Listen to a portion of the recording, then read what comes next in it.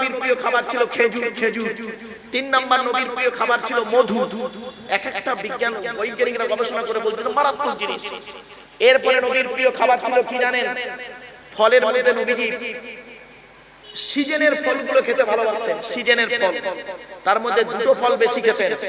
একটা হলো রুম্মান, মানে আনার বেদানা, এই খাবারটা, এই ফলটা নবী খেতে ভালোবাসতেন। আর একটা হলো কি জানেন? বাতিকুল আহমার, তরমুজ, লাল তরমুজ খেতে নবী ভালোবাসতেন। আর বৈজ্ঞানিকরা গবেষণা করে দেখছে এই রোজারা রাখে তাদের তরমুজ কত উপকার। কোথায় আছেন আপনি?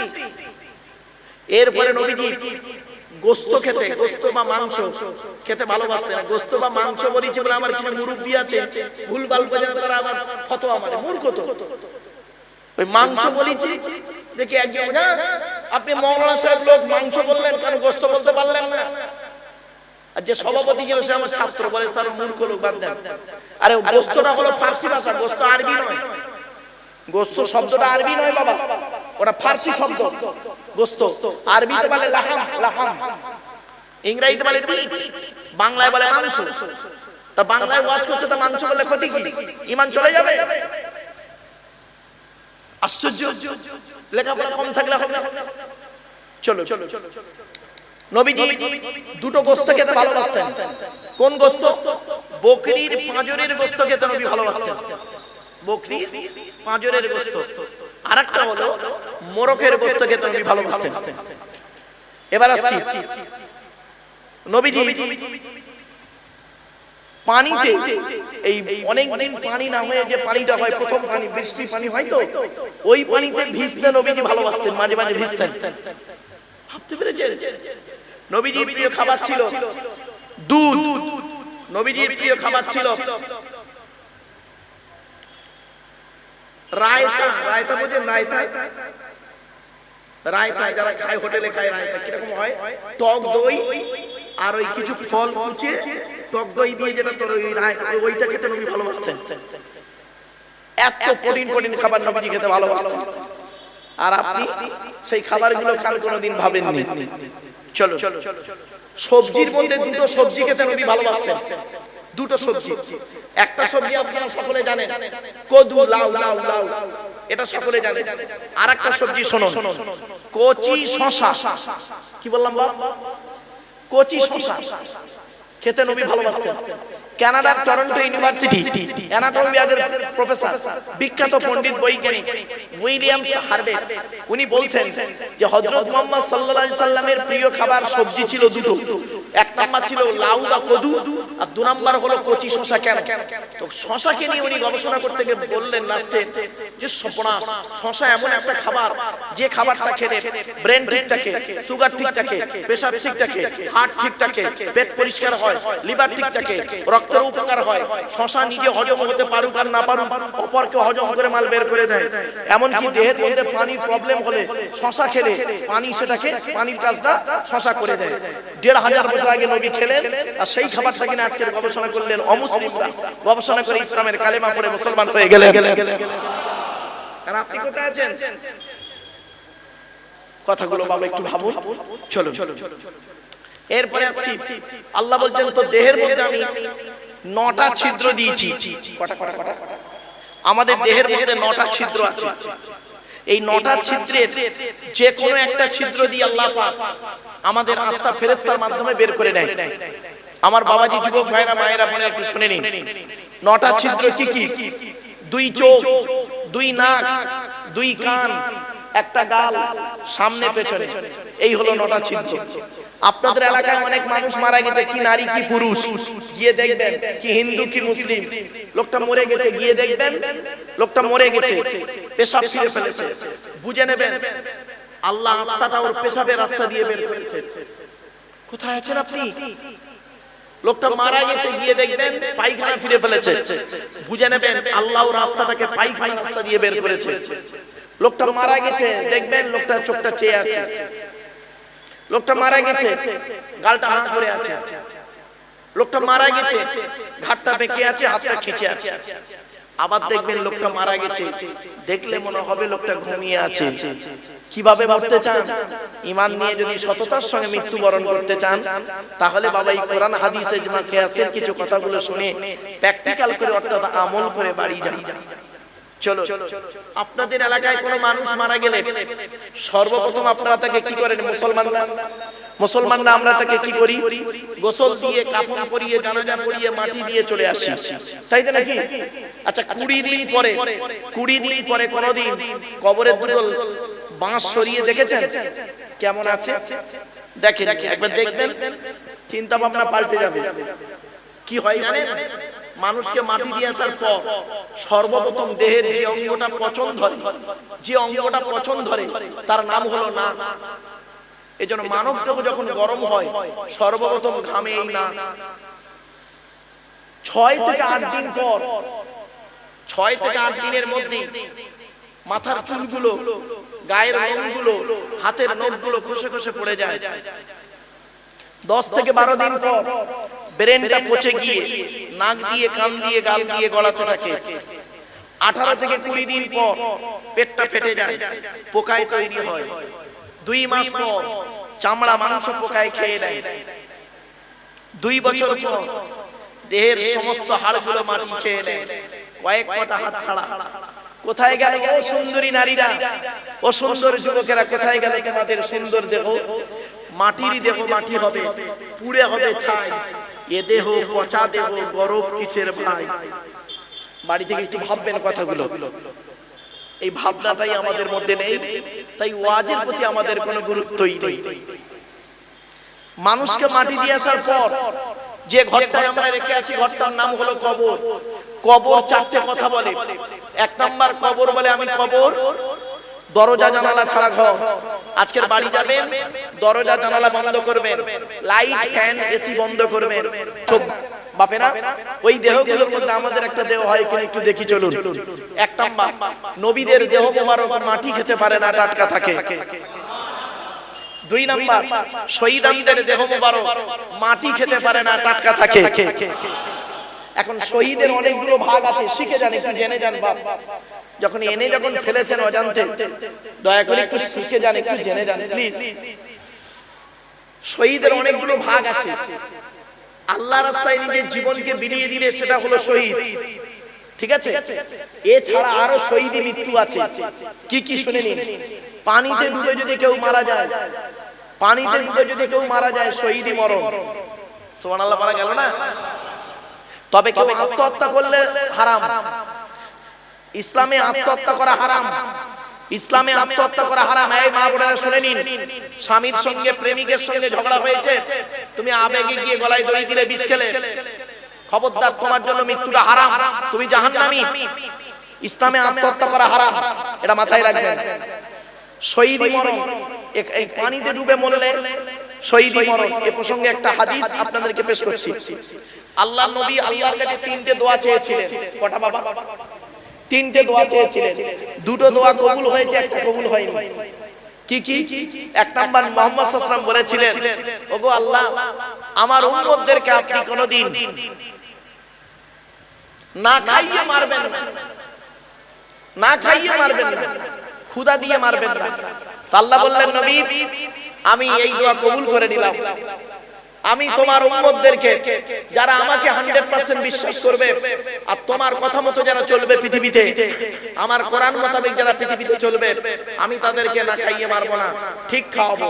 যেখানেই থাকবে আমি আল্লাহ যে কোনো ওসিলায় তার কাছে খাবার পৌঁছে দেবো। 1 নাম্বার। 2 নাম্বার, নবী বললেন, 2 নাম্বার দোয়া কি চেয়েছিলেন? ওগো আল্লাহ, ওগো দয়াময়, আমার উম্মতদেরকে আপনি ওই ফেরাউনের দলবলকে যেমন পানিতে ডুবিয়ে মেরেছেন, ওইভাবে আমার উম্মতদেরকে যেন পানিতে ডুবিয়ে মারবেন না। আমার উম্মতদেরকে আপনি পানিতে ডুবিয়ে মারবেন না। তখন নবীজি এই দোয়া যখন করলেন, আল্লাহ এই দোয়া কবুল করে নিলেন। আল্লাহ বললেন, নবী, তোমার উম্মতদেরকে আমি কোনোদিন পানিতে ডুবিয়ে মারবো না। যদি কেউ কোনো কারণে পানিতে ডুবে মরে, আপনার কি বলবো, ওই জাহাজ ডুবে বলুন বা ট্রলার ডুবে বলুন, নৌকা ডুবে, যদি পানিতে কেউ ডুবে মরে যায়, আমি আল্লাহ তাকে শহীদের মর্যাদা দিয়ে দিলাম। এরপরে আসছি আগুনে পুড়ে যদি কেউ মারা যায়, আগুনে পুড়ে মারা গেলে শহীদি মরণ, তবে আত্মহত্যা করলে হারাম। আবার দেখুন অজানা রোগে যদি কেউ মারা যায়, অজানা রোগ, অজানা রোগে যদি কেউ মারা যায় শহীদি মরণ। জ্বর সর্দিতে যদি কেউ মারা যায় শহীদি মরণ। বগলে ফোঁড়া হয়ে যদি কেউ মারা যায় শহীদি মরণ। পেটের রোগে যদি কেউ মারা যায় শহীদি মরণ। কোন মেয়ে ছেলে বাচ্চা হতে গিয়ে যদি মারা যায় শহীদি মরণ। আপনি কি ভাবছেন? বাড়ি থেকে ভাববেন। এরপরে আসছি দিয়াল চাপা পড়ে যদি কেউ মারা যায়, দিয়াল চাপা পড়ে যদি কেউ মারা যায় শহীদি মরণ। তো এক নাম্বার হলো নবীদের দেহ মোবারক মাটি খেতে পারে না, টাটকা থাকে।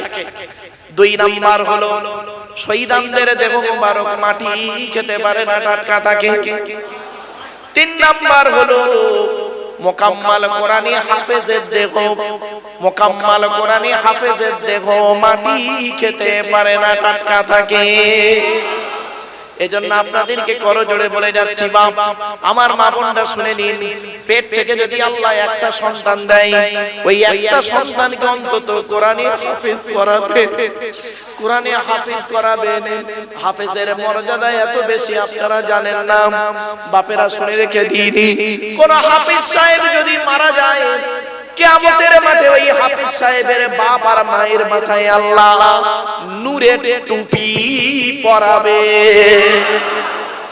এজন্য বাবা অনুরোধ করে বলে যাচ্ছি, আপনাদের মাথায় ঢোকানো আছে হাফেজ সাহেব মলি সাহেব বলে খাওয়াবে কি, খাবে কি? রিজেকের মালিক হলো আল্লাহ। কোরআনে আল্লাহ পাক বলেছেন পাঁচটা জিনিস বান্দা কারোর বলার ক্ষমতা নেই, আমি আল্লাহই জানি। পৃথিবীর কোনো ব্যাটার বলার ক্ষমতা নাই, 100% আমি আল্লাহ জানি। এক নাম্বার কোরআন বলছে ইন্নাল্লাহা ইনদাহু ইলমুস সাআ, কিয়ামত কবে হবে বান্দা তোরা কেউ জানিস না, আমি আল্লাহই জানি। তবে কিয়ামতের কিছু নিদর্শন আমি আল্লাহ আমার নবীকে জানিয়ে দিয়েছি। সেই নিদর্শনগুলো দেখেই বুঝতে পেরে যাবি যে এবার পৃথিবী ধ্বংসের দিকে। সেই কিছু নিদর্শন আজ আপনাদের বলবো, দেখে যাবেন না কেউ, বলবো আজকে। দুই নাম্বার আল্লাহ বললেন ওয়ায়ুনাজ্জিলুল গায়স, কোন মেঘে কতটা কখন পানি বর্ষণ হবে বান্দা তোরা কেউ জানিস না। যদি বলেন হুজুর আবহাওয়া দপ্তর তো বলে, আবহাওয়া দপ্তর কি বলে শুনবেন। সম্ভাবনা আছে এত কিলোমিটার বেগে ঝোড়ো হাওয়া বইতে পারে, ঠিক না বেঠিক? আকাশে মেঘ উঠেছে, বৃষ্টি হবে, সেই মেঘ চলে গেল সাইডে, পরিষ্কার হয়ে গেল, অন্য জায়গায় বৃষ্টি হলো। আল্লাহ বলে বান্দা 100% পৃথিবীর কারোর বলার ক্ষমতা নাই। তিন নাম্বার হলো ওয়ায়ালামু মা ফিল আরহাম, মায়ের পেটে কি আছে। চোর হবে না ডাকাত হবে, আলেম হবে না হাফেজ হবে, কারোর বলার কোনো ক্ষমতাই নেই। এখানে অনেকে মনে মনে ভাবছেন নবীর ছেলে নবী হবে, খবরদার নয়, ভাববেন না। নবীর ছেলে নবী হবে না হবে এমন কোনো গ্যারান্টি নেই। পীরের ছেলে পীরই হবে এমন কোনো গ্যারান্টি নেই। ডাক্তারের ছেলে ডাক্তারই হবে এমন কোনো গ্যারান্টি নেই, ঠিক না বেটি? পরিশ্রম করতে হবে, যদি আল্লাহ তকদিরে রাখে তবেই সে ডাক্তারের ছেলে ডাক্তার হবে, মাস্টারের ছেলে মাস্টার হবে। পরিশ্রম করতে হবে, ঠিক না বেটি? কথাগুলো বুঝতে পারছেন? অসুবিধা হচ্ছে আপনাদের? এরপরে 4 নাম্বার হলো ওয়ামা তাদরি নাফসুম মাযা তাকসিবু গাদা, আগামী কাল বান্দা কি খাবার খাবে, কত টাকা উপার্জন করবে, কোথায় খাবে এ বলার ক্ষমতা কারণ নাই। আমি আল্লাহই জানি তুমি কোথায় খাবে আগামী কাল। অনেকে মনে মনে ভাবছেন মারুফ ভাই আপনি কি বলছেন, কি বলছেন? আমার ঘরের ফ্রিজে আজকে গোস্ত রাখা আছে, আমার স্ত্রী কালকে আলু দিয়ে রান্না করবে, আমি খাবো দুপুরবেলা। আল্লাহ বলে শোন, তোর স্ত্রী রান্না করে দেবে, তুই বেসিনে হাতটা দিয়ে গালে ভাত তুলবি, হঠাৎ তোর মোবাইলটা বেজে উঠবে, কে ফোন করেছে? তোর বড় শালা ফোন করেছে। ফোনটা রিসিভ করবি, ওদিক দিয়ে তোর বড় শালা বলবে দুলা ভাই আব্বা মরে গেছে। খাওয়া শেষ, দেগঙ্গায় চায়ের দোকানে বসে ঘুগনি আর রুটি খাচ্ছে বেলা 2টার সময়। খাবার কথা কি ছিল? আল্লাহ বলেন মা তাদরি নাফসুম মাযা তাকসিবু গাদা। আগামী কাল বান্দা কি খাবার খাবে, কোথায় খাবে, কতটা উপার্জন করবে, লাভ হবে না লস হবে, এ বান্দা বলার কোনো ক্ষমতাই নেই। 5 নাম্বার হলো ওয়া মা তাদরি নাফসুম বিআইয়ি আরদিন তামুত। কোন জমিনে কোথায় কি অবস্থায় কেমন করে কবে তোমার মৃত্যু হবে বান্দা তুমি জানো না, আমি আল্লাহই জানি। হয়তো অনেকে মুরব্বীরা মনে মনে ভাবছেন আমার মৃত্যু আমার ঘরেই হবে। আল্লাহ বলছেন নবী তুমি বলে দাও কুল্লাউ কুনতুম ফি বুয়ুতিকুম লাবারাসাল্লাযীনা কুতিবা আলাইহিমুল কতলু ইলা মাদাজিহিম। নবী তুমি বলে দাও মৃত্যু যদি তোমার যুদ্ধের ময়দানে কপালে লেখা থাকে, ঘরের বিছানায় শুয়ে থাকবে, কৌশল করে ঠিক ওই জায়গায় পৌঁছে দেওয়া হবে। কিছু বুঝতে পারছেন বাবা? তাই এখন আপনাদেরকে অনুরোধ করে বলে যাচ্ছি, তাহলে 1 নাম্বার হলো নবীদের দেহ মোবারক মাটি খেতে পারে না, 2 নাম্বার হলো শহীদানদের দেহ মোবারক, 3 নাম্বার হলো মুকাম্মাল কোরআনে হাফেজের দেহ মাটি খেতে পারে না, 4 নাম্বার হলো হাক্কানি আলেমের দেহ মাটি খেতে পারে না। হাক্কানি আলেম কি আলেম? জোরে বলুন বাপ। শব্দটা কিন্তু আমি 3 বারে ব্যবহার করেছি। হাক্কানি আলেম কাকে বলে? খালে গালে দাড়ি রাখলে মাথায় টুপি দিলে আর কোরআনের আয়াত বললে হাদিস বললে হাক্কানি আলেম নয় বাবা। আল্লাহর নবী বলেছেন আল্লাহু আজওয়াদু জুদান ওয়া আনা আজওয়াদু বানি আদম ওয়াজদুহুম বাদি রাজুলুন আলিমা ইলমান ফানাশরাহু ইয়াতি ইয়াউমাল কিয়ামাতি আমিরান ওয়াহিদা। আল্লাহর নবী বলেন আল্লাহ হলেন সবথেকে বড় দাতা, আল্লাহর পরে বড় দাতা হলাম আমি মুহাম্মদ সাল্লাল্লাহু আলাইহি সাল্লাম। আমার পরে বড় দানশীল ব্যক্তি কে জানো? পৃথিবীর ওই আলেম, ওই জ্ঞানী লোকটা যিনি জ্ঞান অর্জন করেছেন, জ্ঞান মোতাবেক নিজে চলেছেন, সমাজের মানুষকে বলেছেন, তার জ্ঞান থেকে মানুষ উপকৃত হতে পেরেছে। ওই শ্রেণীর জ্ঞানী লোকেদেরকে কিয়ামতের মাঠে আল্লাহ এক একটা দলের আমিরি নেতা করে তুলবে। তাহলে 1 নাম্বার জ্ঞান অর্জন করতে হবে, জ্ঞান মোতাবেক আগে নিজে চলতে হবে, তারপর লোককে বলতে হবে। শুধু বললে হবে না, লোক যেন এই শোনা থেকে উপকৃত হতে পারে এমন ওয়াজ করা চলবে না বাবা। আজ আমি ওয়াজ করে চলে যাব, কালকে আপনারা মারামারি লেগে যাবেন, আর আপনারা যদি জাহান্নামে যান সর্বপ্রথম আমাকেই দেখতে পাবেন। আল্লাহ বলে তোর বক্তব্যের মাধ্যমেই এরা সাধারণ মানুষ মারামারি করে মরেছে, তুই আগে জাহান্নামে। কোথায় আছেন? এজন্যই বলেছিলাম বাবা 1 ঘন্টা লেকচার দিতে গেলে 3 ঘন্টা বই পড়তে হবে। মাইকের সামনে এসে কিছু বলার নাম বক্তা নয়। চলুন এগিয়ে যাই একটু একটু করে। এবার আসছি হাক্কানি আলেম। আল্লাহ রাসূল বলেছেন কোন আলিমান, হাক্কানি আলেম হও।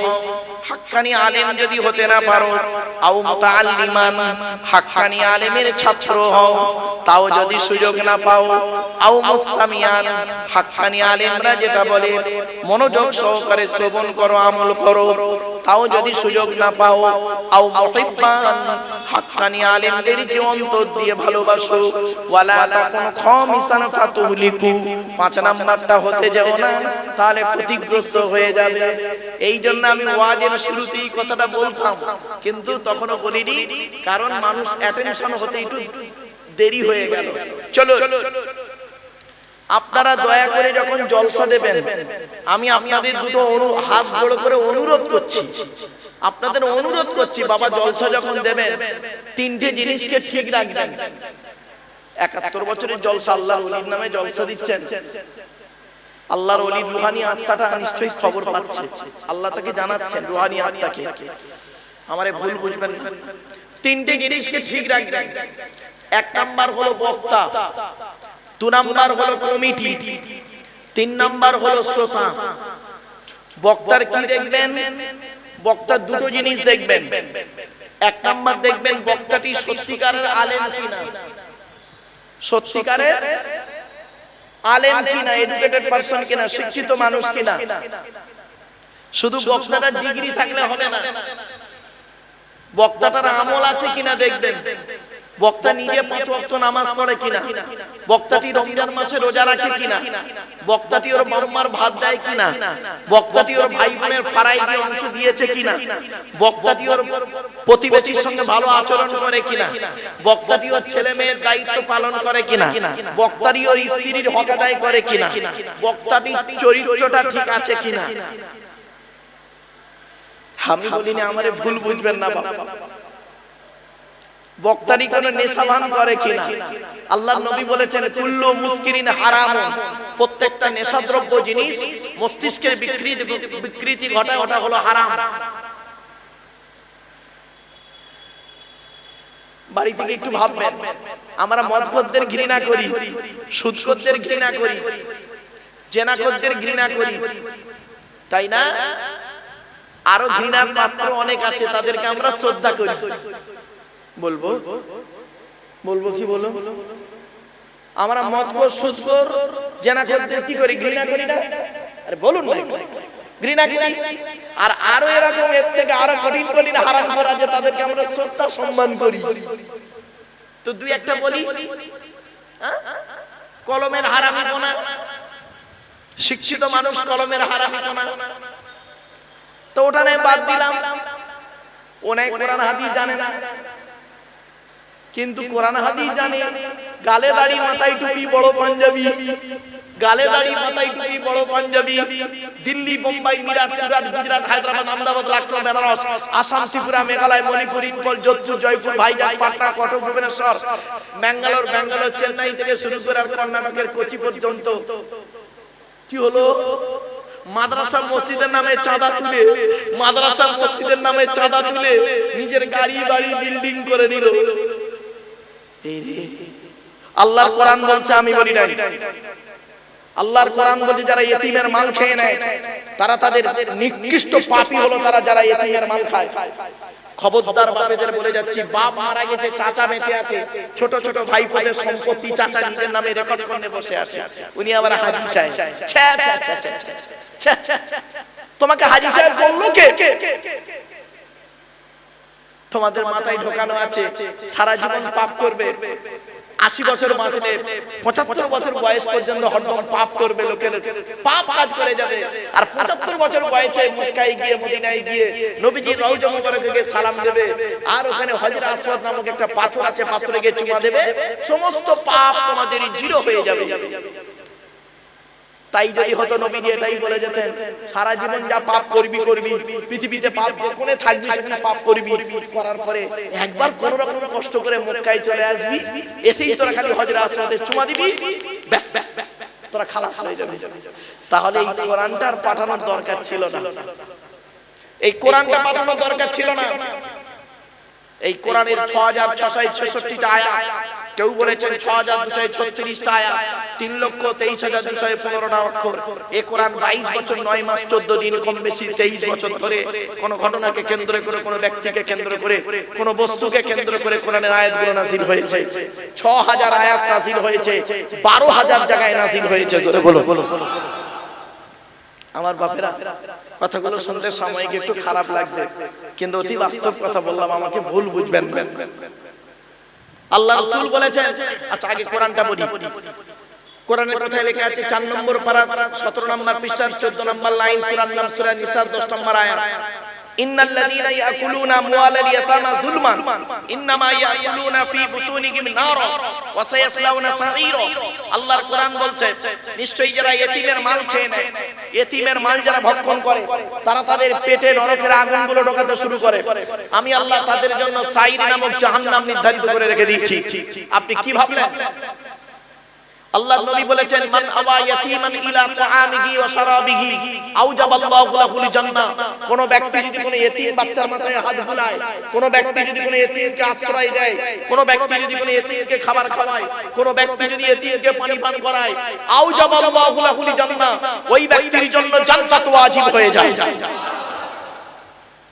আপনি জান্নাত খুঁজতে এসেছেন ঈদগাহ জলসার প্যান্ডেলে, আপনি জান্নাত খুঁজতে গেছেন মসজিদের ভিতরে, আর আল্লাহর নবী বলছেন জান্নাত কোথায় আছে জানিস? তোর বাবার পায়ের তলায়। ইন্নাল জান্নাতা তাহাতা আকদামিল উম্মাহাত। তোর বাপ আর মায়ের পায়ের তলায় তোর জান্নাত। জোরে বলো। মায়ের ওষুধ কেনার পয়সা দেয় না, শাশুড়ির হজে নিয়ে যাচ্ছে। উনি ভালো জামাই, রাগ করবেন না। আমরা এখানে অনেকে আছি ভালো ছেলে হতে পারি, ভালো জামাই হতে পেরেছি। এজন্য আপনাদের অনুরোধ করছি, আগে ভালো ছেলে হন, পরে ভালো জামাই হবে। আমার শ্বশুর লোককে কি বলে জানেন? আমার শ্বশুর লোককে বলে আমার জামাই খুব ভালো। আমার শাশুড়ি লোককে বলে আমার জামাই খুব ভালো। আর আমার জন্মদাতা বাপটা কি বলে শুনবেন? ওকে জন্ম দিয়ে পাপ করেছি। পেটে ধরা মাটা কি বলে শুনবেন? পেটে ধরে ভুল করেছি। কেন? কি এমন কাজ করলেন যে মা 10 মাস 10 দিন গর্ভে ধারণ করলো, শীতকাল বর্ষাকাল গ্রীষ্মকাল কোন কালকে দেখলো না, আঁচল ঢাকা দিয়ে নিয়ে রাখলো, যে মা আমার নিজের পেশাবের উপরে ঘুমিয়ে শুয়ে আমাকে তার বুকের উপরে স্থান দিল। কি এমন কাজ করলেন? কার মাধ্যমে করলেন? সেই মা চোখের পানি ফেলে। মনে রাখবেন, ছেলে যখন মায়ের পেটের ভিতরে লাথি মারে, ছেলে যখন মায়ের পেটের ভিতরে লাথি মারে, মা তখন আনন্দে হেসে ফেলে। ছেলে যখন মায়ের পেটের ভিতরে লাথি মারে, মা তখন আনন্দে হেসে ফেলে। বুঝতে পারছেন কথাটা? না একটু খুলে বলবো? খুলে বলতে হবে? শুনুন, আমি বুঝতে পারছি। মায়ের পেটে বাচ্চা, মায়ের পেটে বাচ্চা 3 দিন বাচ্চা নড়েনি। কদিন? 3 দিন বাচ্চা নড়েনি। মা খুব চিন্তিত, বাচ্চাটা মরে গেল নাকি, খুব চিন্তিত। ডাক্তারকে ফোন করেছে, স্যার আমার বাচ্চা 3 দিন নড়ছে না পেটে। ডাক্তার বলল কেন? আল্ট্রাসোনোগ্রাফি করে যা দেখলাম সব ঠিকই আছে। তো না নড়ার তো কোনো কথাই নেই। তুমি কোনো পেটে আঘাত করেছো? না স্যার। চাপ দিয়েছো? না স্যার। এ তো কিছু। শোনো, এক কাজ করো, তুমি 1 লিটার পানি পান করো তো। তা মেয়েটা পানি পান করলো, চিন্তিত হয়ে আছে মা। বাচ্চারা মনে হয় নড়েনে মরে গেছে। তার মা খুব কাঁদছে। আসরের নামাজ পড়তে বসেছে মা। নামাজ পড়ে সেজদায় থেকে উঠে সালাম ফিরিয়ে আল্লাহর কাছে দুটো হাত তুলেছে, আল্লাহ আমার বাচ্চাটাকে মেরে দিও না। কিছুক্ষণ পরে বাচ্চাটা মায়ের পেটের ভিতরে খ্যাচ করে লাথি মেরেছে। অমনি মা তখন আনন্দে হেসে ফেলেছে। মোনাজাত শেষ করে ডাক্তার বলে, স্যার বাচ্চাটা নড়েছে, লাথি মেরেছে। ডাক্তার বলল কোনো অসুবিধা নেই, নো প্রবলেম। তো বাচ্চা যখন মায়ের পেটের ভিতরে লাথি মারে, মা তখন আনন্দে হেসে ফেলে। আর ওই ছেলে যখন পৃথিবীর মুখ দেখে কারোর কথা শুনে মার গায়ে লাথি মারে, মায়ের চোখ ফেটে পানি পড়ে। দুটোই লাথি, একটা ছিল মায়ের পেটের ভেতরে লাথি, একটা ছিল পেটের বাইরে লাথি। বাবাজি, বাপের ভাত দাও না, মার ভাত দাও না, তুমি আমার ওয়াজ শুনবে? তোমার মতো নিকৃষ্ট শ্রোতা আমার প্রয়োজন নেই। বাস্তব কথা বললাম। তুমি বাপের গুরুত্ব দাও না, মায়ের গুরুত্ব দাও না, জন্মদাতা বাপকে দেখো না, পেটে ধরা মাকে দেখো না। ছোট্ট একটা উদাহরণ দিচ্ছি, রাগ করবেন না কেউ। আমার দিকে তাকান। আচ্ছা বাবা, মায়েরা, আমাদের মায়েরা বাচ্চাকে তার কত দূর তুলতে পারে বলে? আমার দিকে তাকান। ঠিক না বেঠিক? মা তার বাচ্চাকে এই কাঁধ পর্যন্ত, এই বুক পর্যন্ত তুলতে পারে, এইভাবে। এর বেশি আর তুলতে পারে না মা। বুঝতে পারছেন? আর বাপ তার ছেলেকে প্রথম কাঁধে তুলে বাপ বলে, বেটা আমি লেখাপড়া ভালো শিখতে পারিনি রে, আমার মেহনতের টাকায় তুই লেখাপড়া শিখে আমার কাঁধে বসে আমার চোখ যত দূর না যাচ্ছে তার থেকে বেশি দূরে যেন তোর চোখ যায়, আমি দোয়া করি।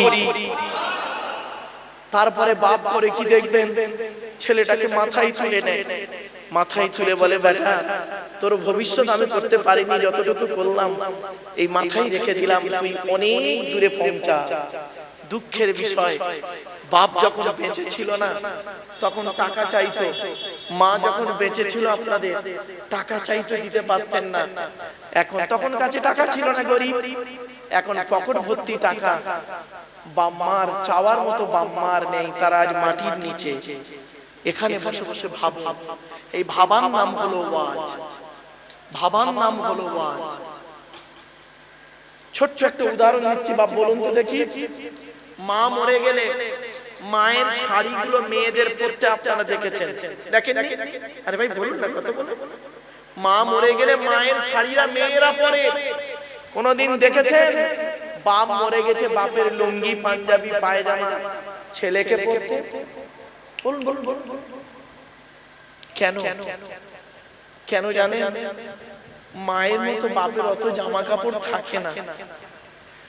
বাপ তার নাম, বাপ তার নাম যে নিজে রোদে পুড়ে পুড়ে মাথার ঘামকে পায়ে ফেলে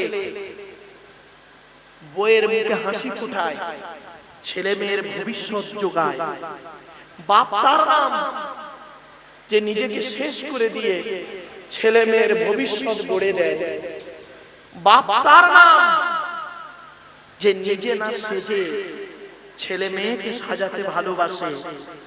বাপ তার নাম নিজে না খেয়ে বা ছেলে মেয়েকে খাওয়ানোর জন্য সারাদিন কলকাতায় খাচ্ছে, মুড়ি খাচ্ছে, মুড়ি খাচ্ছে, আর 30 টাকা খাবার হোটেলে রাস্তার ধারে দাঁড়িয়ে দাঁড়িয়ে খাচ্ছে।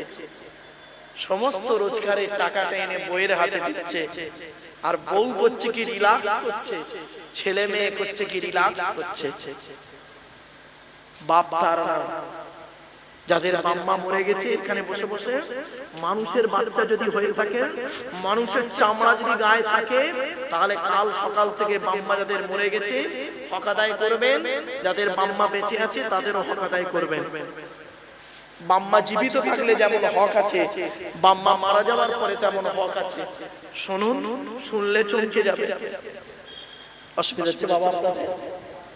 আল্লাহর নবী একদিন বসে আছেন মসজিদে নববীতে, মসজিদে নববীতে বসে আছে, এমন সময় এলাকার সবথেকে ধনী লোকটা আসছে। এলাকার সবথেকে ধনী, নাম কি? হযরতে আমর জামুহ রাদিয়াল্লাহু তাআলা আনহু, প্রচুর টাকার মালিক। উনি আসছেন, নবীজির ডান দিকে বসে আছেন হযরত আবু বকর সিদ্দিক রাদিয়াল্লাহু তাআলা আনহু। নবীকে বলছেন, ইয়া রাসূলুল্লাহ, এলাকার সবথেকে ধনী লোকটা আসছে আপনার কাছে, দেখুন। নবীজি বললেন, ওকে আসতে দাও। উনি এসেছেন, আসার পরে সালাম দিলেন। নবীজি বললেন, জবাব দিয়ে বললেন বসো। বসলেন। কিছুক্ষণ পরে উনি নবীকে প্রশ্ন করছেন, ইয়া রাসূলুল্লাহ, আল্লাহ আমার অনেক অর্থ দিয়েছে, টাকা পয়সা দিয়েছে, তো আপনি যদি একটু বলে দিতেন মারা যাওয়ার আগে টাকা পয়সা কোথায় ব্যয় করলে আল্লাহ খুশি হবে, যদি একটু বলে দিতেন, আমি মরণের আগে ধন সম্পদ টাকা পয়সা গুলোকে আমি সেই রাস্তায় ব্যয় করে চলে যেতাম। ব্যাস, উনি বলে বসে আছেন, উনি বলে বসে আছেন। সঙ্গে সঙ্গে আমার আল্লাহ জিবরাইলকে বললেন, জিবরাইল চলে যাও। ওনাকে কেন্দ্র করে কোরআনের এই আয়াতটা নাযিল হলো, শুনে নিন। ইয়াসআলুনাকা মাযা ইউনফিকুন কুল মা আনফাকতুম মিন খায়রিন ফালিল ওয়ালিদাইনি ওয়াল আকরাবিন। 2 নম্বর পারা 12 নম্বর পৃষ্ঠা 13 নম্বর লাইন, সূরার নাম সূরা বাকারা।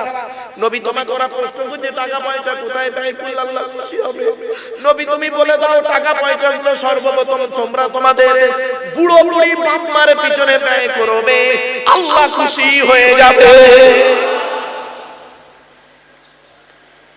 গাছের প্রথম ফলটা পীর সাহেব মনি সাহেবরা না খাইয়ে জন্মদাতা বাপ মাকে খাওয়াবে। ব্যবসার প্রথম টাকাটা, লাভের টাকাটা একে তাকে না খাইয়ে জন্মদাতা বাপ মার গালে তুলে দেবে। পৃথিবীর সকলের দোয়া কবুল হতে পারে নাও পারে, পীর সাহেবের দোয়া কবুল হতেও পারে নাও পারে, কোনো গ্যারান্টি নেই। মুফতি সাহেব, মাওলানা সাহেব, ইমাম সাহেব, বক্তা সাহেবের দোয়া কবুল হতেও পারে নাও পারে, কোনো গ্যারান্টি নেই। কিন্তু তিন ব্যক্তির দোয়া আল্লাহর দরবারে কবুল হবেই হবে 100%। এক নাম্বার হলো নবী বলেছেন সালাসু দাওয়াতি মুস্তাজাবাতিন লা শাক্কা ফিহি। এক নাম্বার হলো দাওয়াতুল মাজলুম, অত্যাচারকৃত মানুষের দোয়া।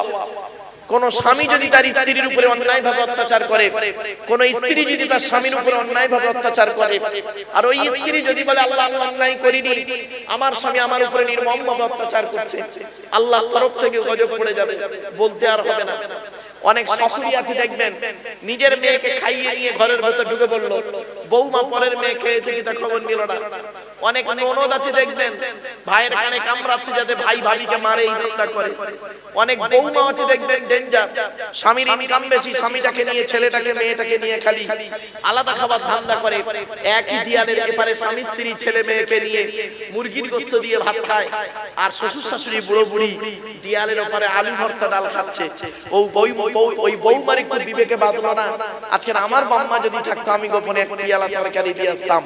ওরে বৌমা, তুমি মুফতি সাহেবের মেয়ে হও, হাজী সাহেবের মেয়ে হও, তুমি যদি তোমার শ্বশুর শাশুড়িকে নিজের বাম্মার মতো ভক্তি শ্রদ্ধা করতে না পেরেছো, তোমার মতো বৌমাও হলো জাহান্নামী। ইসলাম এক পেশে কথা বলে না। দুই নাম্বার হলো ওয়াদাবাতুল মুসাফিরিন, মুসাফিরের দোয়া আল্লাহ কবুল করে। তিন নাম্বার হলো ওয়াদাবাতুল ওয়ালিদি আলা ওয়ালাদিহি, কোন বাপ আর মা যদি নিজের কলিজার টুকরা সন্তানের জন্য দোয়া চেয়ে যায়, বিদ্যুতের থেকে দ্রুত গতিতে বাম্মার দোয়াটা আল্লাহর দরবারে কবুল হয়ে যায়। এজন্য বাপেদের অনুরোধ করে বলে যাচ্ছি, যাদের বাম্মা বেঁচে আছে এখনো সুযোগ আছে, এই সুযোগটা হাতছাড়া করবেন না। আল্লাহর নবী বললেন, এই কথা বলার পরে নবীজির সামনে একজন সাহাবী যুবক ছেলে বললেন, ইয়া রাসূলুল্লাহ, যুদ্ধের ময়দানে গিয়েছিলাম, এসে দেখছি আমার মা মারা গেছে, এখন আমি কি করব বলুন? আমার মা মারা গেছে, আমি এখন কি করব? নবীজি বললেন, তুমি তোমার মায়ের জন্য দুটো কাজ করবে। এক নাম্বার, তুমি তোমার মায়ের জন্য রুহে মাগফিরাতের দোয়া চাইবে, যেন আল্লাহ তোমার মাকে ক্ষমা করে দেয়, জীবনের গুনাহ কাটাগুলি ক্ষমা করে দেয়। দুই নাম্বার হলো, ও যুবক, তুমি তোমার মায়ের জন্য দান খয়রাত করবে, কবরে শুয়ে শুয়ে তোমার মা সওয়াব পাবে। একজন ব্যক্তি দাঁড়িয়ে বললেন, ইয়া রাসূলুল্লাহ, আমার বাপও নেই মাও নেই, দুজনেই অন্ধকার নীরব নগরে চলে গেছে, আমি কি করব? আল্লাহর নবী বললেন, মান যারা কবরা আবাওয়াইহি আও বাহাদিহিমা ফি কুল্লি জুমআতিন গুফিরা লাহু ওয়া কুতিবা লাহু বারআম। নবী বলেন, জুম্মার দিনে যদি কোনো ছেলে তার বাপ আর মায়ের কবরটা একবার জিয়ারত করে, ওই ছেলের দোয়ার ওসিলায় বাম্মার কবরটাকে আল্লাহ আলোয় আলোকিত করে দেয়। মাসে যদি 4টে শুক্রবার হয়, বছরে হলো 48টা, 8 বার যান বাম্মার কবরে। তা আপনি আপনার বাম্মার কবর জিয়ারত যদি শুক্রবারে না করেন, আপনি আশা করলেন কি করে? আপনি মরে গেলে আপনার ছেলে আপনার জন্য দান খয়রাত করবে, এই আশা করতে আপনার লজ্জা লাগলো না? আপনি আপনার বাম্মার কবর জিয়ারত করেন না, আপনি আপনার বাম্মার জন্য দান খয়রাত করেন না, তা আপনি আশা করলেন কি করে যে আমি মরে গেলে আমার ছেলে আমার নামে অনেক কিছু করবে? এটা আশা করলেন কি করে? বাড়িতে গিয়ে বাস্তব কথা বলে গেলাম। আল্লাহর নবীদের পরেই স্থান হলো বাপ আর মা। এই কোরআনে আল্লাহ বলেছেন বাম্মার সেবা যত্নের কথা 16 জায়গায় আছে। বাম্মার সেবা যত্নের কথা কত 16 জায়গায় আছে আল্লাহ বলেছেন বাম্মার সেবা যত্নের কথা।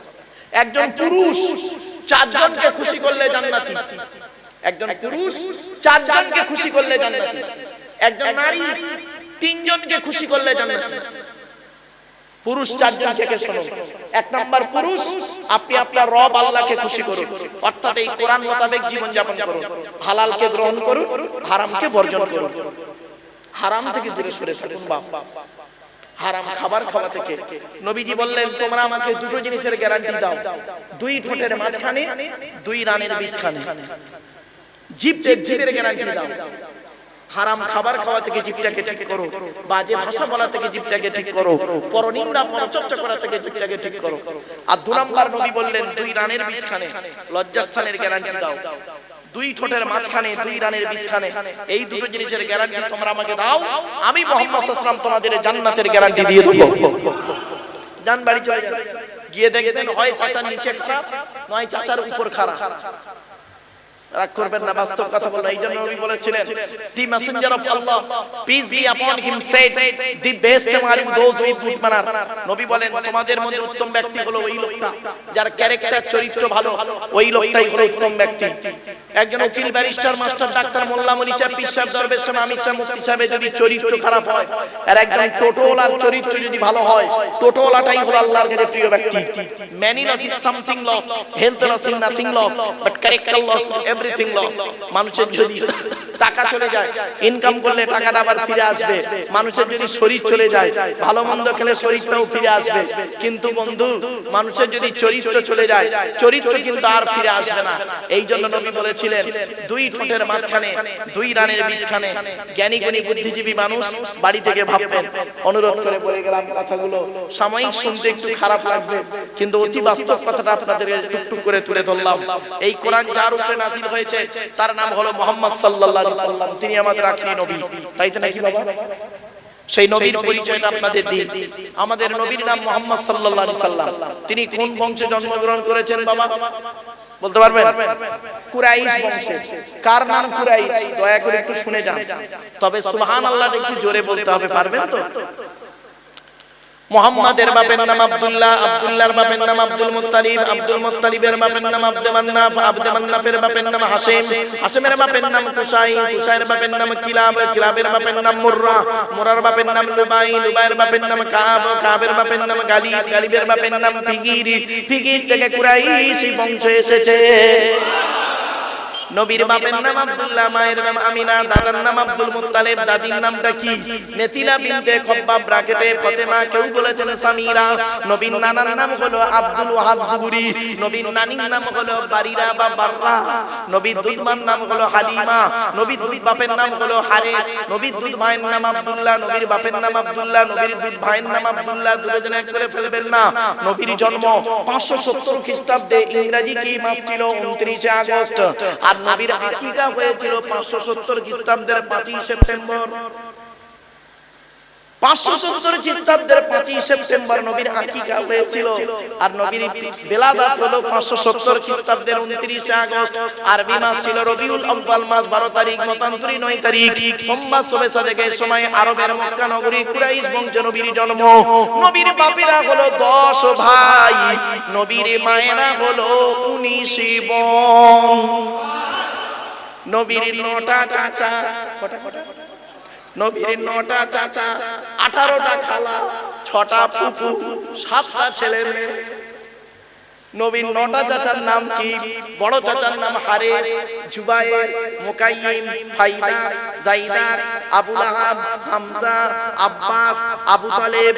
নবীর বাপ হলো আব্দুল্লাহ। নবীর 7টা ছেলে মেয়ে, 3টে পুত্র সন্তান, 4টে কন্যা সন্তান। 3টে পুত্র সন্তানের নাম কি? 3টে পুত্র সন্তানের নাম হলো, বড় ছেলেটার নাম হলো কাসেম, পরের ছেলেটার নাম হলো তাহের বা তৈয়েব, ছোট ছেলেটার নাম হলো ইব্রাহিম। 4টে কন্যা সন্তানের নাম কি? বড় মেয়েটার নাম যায়েনাব, রুকাইয়া, উম্মে কুলসুম, ছোট মেয়েটার নাম হলো ফাতেমা, যার সঙ্গে নবীজি হযরত আলী রাদিয়াল্লাহু তাআলা আনহুর সঙ্গে বিবাহ দিয়েছিলেন। হযরত আলী রাদিয়াল্লাহু তাআলা আনহুকে জামাই করতে গেলেন কেন নবীজি? আলীর মধ্যে আল্লাহ পাক অনেক গুণ দান করেছিলেন, তার মধ্যে দুটো গুণ আপনাদেরকে তুলে ধরছি। শুধু আলী রাদিয়াল্লাহু তাআলা আনহু শুধু নয়, প্রত্যেকটা সাহাবীর মধ্যে আল্লাহ পাক অনেক গুণ দান করেছিলেন। সাহাবীদের সম্পর্কে কোনোদিন বাজে মন্তব্য করবেন না। আল্লাহর নবী বলেছেন, আসহাবিকান নুজুম বিআইয়িহিম ইক্তিদাইতুম ইহতিদাইতুম। আমার সাহাবীরা হলো প্রত্যেকটা নক্ষত্রের ন্যায়, যাকে অনুসরণ করবে তার মাধ্যমে দুনিয়াতে শান্তি সম্মান পাবে, আখিরাতে জান্নাত পেয়ে যাবে। চলুন, ওই ছেলেকে জামাই করবেন, যাই ছেলেকে জামাই করবেন না যে ছেলের মধ্যে কমসে কম দুটো গুণ পাবেন। খালি একলা বাপের একটা ছেলে দেখে ছুটবেন না, সব একলা বাপের একটা ছেলে সমান নয়। ওই ছেলেকে জামাই করবেন যে ছেলের মধ্যে কমসে কম দুটো গুণ পাবেন। আর কোন মেয়েকে বৌমা করবেন খালি সাদা চামড়া দেখে ছুটবেন না, সব সাদা চামড়ার মেয়ে ভালো নয়। বাংলায় একটা কথা আছে, নদীর জল ঘোলা ভালো, জাতের মেয়ে কালো ভালো। ফেলে দেবেন না বাবা, বাস্তব কথা। কোন মেয়েকে বৌমা করবেন, যাই তাই মেয়েকে বৌমা করবেন না। মৌলানা সাহেবের মেয়ে বলি যে বৌমা করলে আপনি সুখী হবেন, কোনো গ্যারান্টি নেই, ঠিক না? ওই মেয়েকে বৌমা করবেন, কোরআন বলেছে যে মেয়ের মধ্যে কমসে কম 6টা গুণ পাবেন। 6টা। তা আগে কোনটা বলবো বাপ, ছেলেদের না মেয়েদের? আগে ছেলেদের হতো নাকি? আমার মা বোনরা আছে না, সব চলে গেছে? হুজুর আছে? আমার মা বোনেরা একটু শুনে নিন মা। ওই ছেলেকে জামাই করবেন যে ছেলের মধ্যে কমসে কম দুটো গুণ পাবেন। 1 নাম্বার ছেলেটি সৎ ছেলে কিনা খবর নেবেন। সৎ কাকে বলে এখানেই ব্যাখ্যা করলাম। 2 ঠোঁটের মাঝখানে 2 ধানের বীজখানে, বাড়িতে গিয়ে ভাববেন। 2 নাম্বার ছেলেটি কর্মী কিনা খবর নেবেন।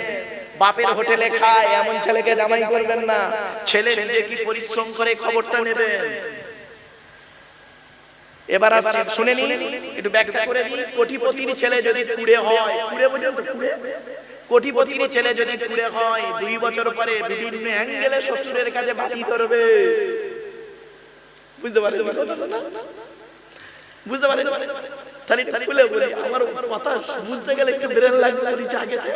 কোটিপতির ছেলে যদি কুড়ে হয়, কুড়ে কুড়ে কুড়ে মানে অলস, বিভিন্ন অ্যাঙ্গেলে 2 বছর পরে শ্বশুরের কাছে বাটি ধরবে। কিরকম দেখবেন? শ্বশুর ধরুন কোটিপতি, শ্বশুর কোটিপতি, এ তো কুড়ে, এ কুড়ে, এ কাজকর্ম করে না। কি করছে জানেন? হঠাৎ করতে কিছু নেই, বছর 2 সংসার ভালো চললো, শ্বশুর দিয়েছে কিছু, সংসার চললো। তারপরে এখন এবার কি করছে? কি করে? কুড়ে কুড়েদের অবস্থা দেখুন।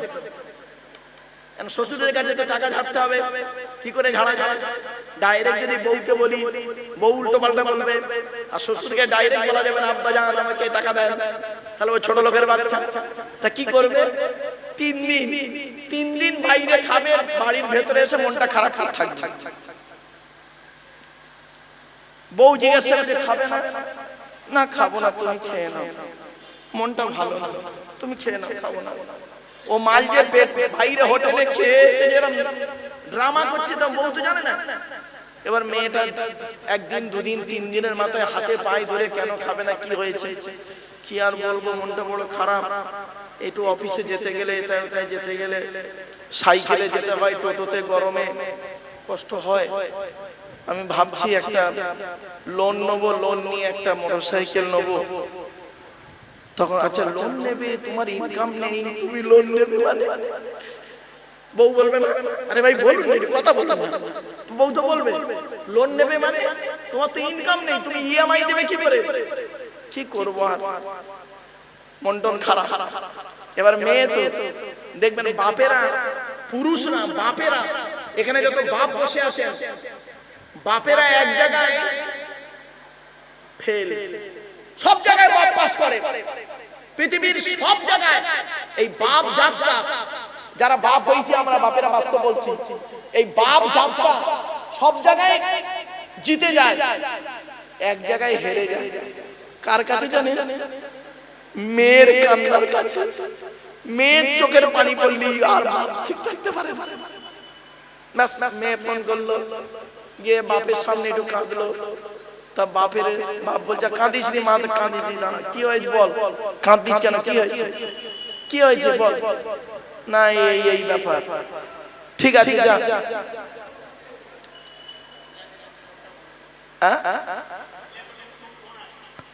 মা বোনেরা একটু আসতে, মা তো বাপ মেয়েকে বলছে যা কাঁদিস নি, আর কাঁদিনি, একটা মোটরসাইকেলের দাম কত? তা আমি জানি তোমার জামাইকে ফোন করি। আচ্ছা ভাই 1 লাখ টাকা হলে তো হয়, ও মাল আবার 3.5 লাখ টাকার মালটা ঢোক করে রেখেছে। বুঝতে পারছেন? ব্যাস, বাপ পয়সা আছে বাপের, মেয়ের কাছেই বাপ হেরে গেল। মেয়ের ভালোবাসার কাছে বাপ ফিরে যায়। এজন্য এখানে যারা বাপ হয়েছেন না, মেয়েদের প্রতি ভালোবাসবেন।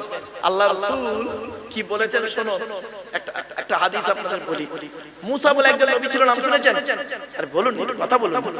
তো মুসা নবী একদিন আল্লাহকে বলছেন, আল্লাহ আপনি খুশি হলে কি করেন? তা আল্লাহ বলছেন, আমি খুশি হলে আকাশ থেকে পানি বর্ষণ করি। তখন মুসা নবী বলছেন, আল্লাহ তার থেকে বেশি খুশি হলে কি করেন? তা বলছে, আল্লাহ বললেন, যে বান্দার উপরে তার থেকে বেশি খুশি হই, ওই বান্দার বাড়িতে মেহমান পাঠিয়ে দিই। জোরে বলে। তো আজকের এই জলসাকে কেন্দ্র করে যাদের যাদের বাড়িতে মেহমান এসেছে তারা খুব সুখী মানুষ, আল্লাহর মানে মনোনীত মানুষ। তবে দুঃখের বিষয় মেহমানগুলো এসেছে খালি ঘুরতেছে, এখানে জলসায় বসে। তো ওই মেহমান খুশি হবে, আল্লাহ খুশি হবে না। ওই এসেছে জলসার কেন্দ্র করে আর খেয়ে দিয়ে খালি পালাচ্ছে। যাক। এরপরে মুসা নবী বললেন, আল্লাহ সবথেকে বেশি খুশি হলে কি করে? আল্লাহ বললেন, যে বান্দার উপর আমি সবথেকে বেশি খুশি হই তার বাড়িতে আমি আল্লাহ কন্যা সন্তান দান করি। এজন্য যাদের বাড়িতে কন্যা সন্তান আছেন তারা হলেন ভাগ্যবান। বাস্তব বলছি, মেয়ে হলে কোনোদিন মুখ দেখাবেন না। জানেন 10টা কুছেঁচড়া, 10টা ছেঁচড়া নোংরা জঘন্য কুপুত্র সন্তানের থেকে একটা আল্লাহওয়ালা কুসন্তান কন্যা সন্তান যথেষ্ট। ঠিক না বেঠিক? বদমাইশ 10টা পুত্র সন্তানের থেকে একটা আল্লাহওয়ালা মেয়ে সন্তান যথেষ্ট। বাস্তবটাই বললাম বাবা, কথাটা আমারে ফেলে দেবেন না, একেবারে বাস্তব বললাম আপনাদেরকে। চলো। তো এবারে বাপ বলল, ঠিক আছে যা। এই জন্য বলি আপনাদেরকে, বারে বারে বলছি, ওই ছেলেকে জামাই করবেন যে ছেলের মধ্যে দুটো গুণ পাবেন। 1 নাম্বার ছেলেটি সৎ ছেলে কিনা খবর নেবেন, 2 নাম্বার ছেলেটি কর্মী কিনা খবর নেবেন। এবার আসছি কোন মেয়েকে বৌমা করবেন।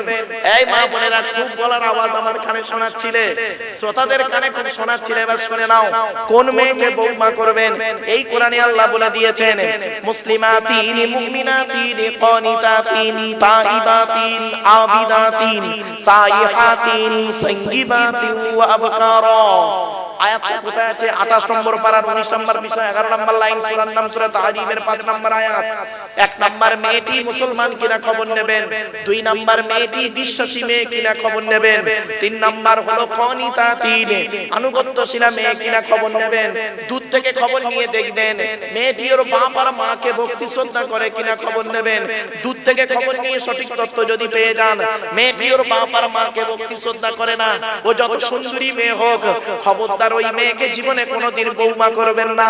ও ওর নিজের বাম্মাকে ভক্তি শ্রদ্ধা করে না, তোমার বাম্মার পাতে সহজে এক থালা ভাত দিতে চাইবে না। ঠিক না বেটি? বেশিরভাগ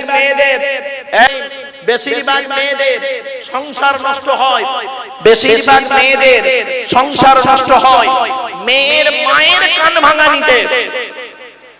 যে মেয়ের মা যত বেশি চালাক, ওই মেয়ের কপালে তত তাড়াতাড়ি তলা। ঠিক না বেটি? যে মেয়ে ছেলে দেখবেন বিয়ের পরে স্বামীর কথার গুরুত্ব না দিয়ে ওর বাম্মার কথায় উঠে বসে, ওই নারী হলো জাহান্নামী নারী। মেয়েদের শত্রু পৃথিবীতে দুটো। 1 নাম্বার হলো কে জানেন? সতী। সতী হলো মেয়েদের চরম শত্রু। আমার মা বোনদের কি বুদ্ধি দেখুন, মা বোনদের কি বুদ্ধিটা স্ট্রং দেখুন। স্বামী মরে যায় যা, সতী তো বিধবা হলো, ও নিজে যে বিধবা হয়ে গেছে ওর খেয়াল নেই। মা বোনদের আরেকটা শত্রুর নাম বলছি, সেটা হলো কে জানেন? ননদ। এজন্য আপনাদের বলে যাচ্ছি, নিজের বোনকে ছোলা চিনি জামা কাপড় টাকা পয়সা যখন দেবেন, বউকে না জাইনে দেওয়াটাই হলো উত্তম। আর এখানে অনেকে আছে বউ পাগলা বিবির গোলাম, বোনকে একটা শাড়ি দিচ্ছে, বউকে জানিয়ে, জানো শোনা এইটা বোনকে দিচ্ছি, ওর কলিজা ফেটে যাবে। বাস্তব কথা বললাম। আচ্ছা, কেনই বা আপনারা বইয়ের অনুমতি নেবেন না? আপনাদের তো বইয়ের অনুমতি নিতেই হবে। কেন নেবেন বলবো একটু স্মরণ করুন তো। বিয়ের রাতে, বাসর রাতে, ফুলসজ্জার ঘরে একা একা বইয়ের ঘরে যখন ঢুকেছিলেন, মনে মনে কিছু কথা কি করে বলেছিলেন কিছু ব্যক্তি, স্মরণ করিয়ে দিন। 50,000 টাকা ইয়াম্মা গাড়ি, 5 ভরি সোনা, বিনিময়ে আজ থেকে তোমার বাপের কেনা চাকর গোলাম হইয়া গেলাম, তুমি যাহাই বলিবে তাহাই শুনিব, গন্ডগোল যদি করি মারিতে দ্বিধাবোধ করিবে না। তোমার বিরুদ্ধে যদি কোনোদিন কোনো গন্ডগোল করিয়ে থাকি দেগঙ্গা থানায় বধূ নির্যাতন কেস দিয়া বাপ আর মাকে জেলে খাটাইয়া লকাবে ঢুকাইয়া আমারে পেটাই দেবে। হয়েছে বাবা, কথাটা শুনতে একটু হাসি লাগলো, বাস্তব কথা বললাম, অনুরোধ করে বললাম, আপনি তো বিক্রি হয়ে গেছেন আপনার শ্বশুরের কাছে, লজ্জা করলো না? যে ছেলেটা মাধ্যমিক পাশ করলো, নিরুপমার করুণ গল্পটা গল্প উচ্চ কাহিনী রবীন্দ্রনাথের লেখা, দেনা পাওনা গল্প পড়ার পরে সে ছেলে যদি বলে মাধ্যমিকে স্টার পেয়েছি, আমার সার্টিফিকেটের দাম হলো 50,000 টাকা, ইয়াম্মা গাড়ি 5 ভরি সোনা, তবে একটা গরিবের মেয়েকে বিবাহ করব, আমি আব্দুল্লাহ কিল মারুফ বলে যাচ্ছি মাধ্যমিকে স্টার পাওয়া ছেলেটার থেকে যে ছেলেটা 4 পাস করে বাড়িতে বসে থাকে, 4 পাস করা ছেলেটা মাধ্যমিকে স্টার পাওয়া ছেলের থেকে ভালো। কোথায় আছেন আপনি? এই কোরআনে লেখা আছে সাম্মাউনা লিল কাযিবি আকালুনা লিসসুহুদ, সুদের তাফসীরে বলা হয়েছে বিয়ের পূর্ণিমা যেমন হারাম, ব্যভিচার করা যেমন হারাম। কোথায় আছেন বাবা? রাগ করবেন না, কথাগুলো শুনতে আমরা কটা হারাম শুধু খালি লোককে বলি, যাকে তাকে হারাম করে বলি, আর কোন দিকে হারাম করে খেয়ে বসে আছি নিজেই জানি না। আরেকটা হারাম বলছি শুনে নিন, স্ত্রীর পিতামাতার গালি দেওয়া হারাম। স্ত্রীর পিতামাতা কে বাবা? বলুন একটু কথা বলুন। শ্বশুর শাশুড়ির গালি দেওয়া হারাম। আর আপনি কি করলেন? ঈদের দিনে আপনি করেছেন কি? আপনার স্ত্রী ঘুম থেকে উঠতে একটু দেরি করে ফেলেছে বেচারা, আপনি করলেন কি? তার মামাসি তুলে গালি দিলেন, মরা মাটাকে কবর থেকে তুলে আনলেন, মরা বাপটাকে কবর থেকে তুলে আনলেন, আনার পরে আপনি করলেন কি? গোসল করে নতুন জামা কাপড় পরে হাতে সুরমা মেখে ঈদের মাঠে এসে এই ছাদের নিচে বসে ঈদের নামাজ পড়লেন, ইমাম সাহেবের বুকে বুকে মিললেন, আপনি মনে করলেন আপনার ঈদের নামাজ আল্লাহর আরশে আজিমে পৌঁছে গেছে। ইম্পসিবল, অসম্ভব। রাসূল বলছে যে আগে বইয়ের মনটা খুশি করে আয়, তারপরে ঈদের নামাজ পড়বি। বাবাজি বাড়ি থেকে ভাববেন, এখন দাড়িটা পেকে গেছে, ফেরেশতা মতো হয়ে গেছে, 30 বছর বয়সে বউয়ের মেরে হাত ভেঙে দিয়েছে, সেই হাত ভাঙা বউটা আজও আপনার কাছে আপনার হাত পা টিপে দেয়, জামা কাপড় কেচে দেয়, ওর ঋণ আপনি শুনতে পারবেন না। শুনে রেখে দিন, পৃথিবীতে এমন একটা ভালোবাসা জানেন যে ভালোবাসা কোনো রক্তের ভালোবাসা নয়, তার নাম হলো স্বামী স্ত্রীর ভালোবাসা। বাপ বেটার ভালোবাসা হলো ব্লাডের ভালোবাসা, ভাই বোনের ভালোবাসা হলো ব্লাডের ভালোবাসা, কিন্তু স্বামী স্ত্রীর ভালোবাসা হলো একমাত্র অজানা নারী আর পুরুষের মিলনের ভালোবাসা।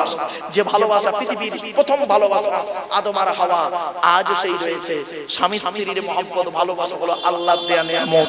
জোরে বলুন। আপনি আপনার স্ত্রীকে গুরুত্ব দিন।